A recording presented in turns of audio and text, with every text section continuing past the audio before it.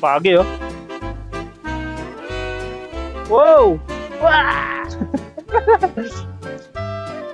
Isa sa mga napansin ko dito sa motor natin, siyempre big bike to, mainit siya. Mainit sa paa. Lalo na kapag naka-steady ka, tapos nag-ride ka na ng, sabi natin, more than 20 minutes, ang init ng makina. Tapos ngayon, malamig yung surrounding mo, so nararamdaman mo yung init sa paa natin. Ano mo yun, umaakyat yung heat. Nasaan na ba yung kinainan ko? Gusto ko nang kumain eh. Yung tapat nung tindahan ng Inco. Ano yun? Inco Power Tools. Okay guys, look at this. Unang landslide. So medyo slow down muna tayo. Ito yung sabi ko na one lane passable. Oh, look at this guys.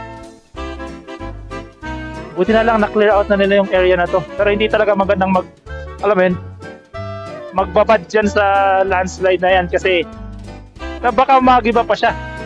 Diba? Baka magtuloy-tuloy pa. O yan, landslide na naman. So small portion lang siya. Hindi tayo makapag-ride ng mabilis dito ngayon.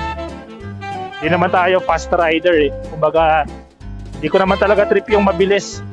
Siguro nung bata-bata ako okay pa. Pero yun yung nawala sa akin simula nung tumatanda na tayo. Marami akong kaibigan na they're really into speed. Kaya isang reason ito yung kinuha natin, cruiser bike. Kasi hindi naman talaga siya mabilis eh. Unlike yung mga ZX, yung mga nakakawasaki. Yung mga yun, grabe. Ang bibilis ng mga yun.